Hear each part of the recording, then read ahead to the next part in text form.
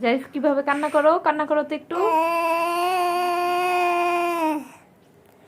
সুন্দর করে কান্না করো। হাসে কিভাবে জারিফে? কিভাবে হাসো? হাসো তো একটু, হাসো হাসো। আবার কান্না করো। জারিফ পাপা কিভাবে কান্না করে? পাপা পাপা কিভাবে কান্না করে? এই আমি এমনি কান্না করি কেমনে? হুম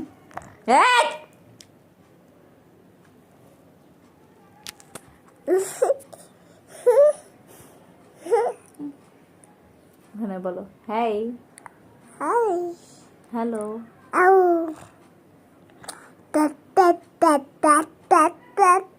আজান কিভাবে কান্না করে? আজান দাদা কিভাবে কান্না করে? হুম কিভাবে?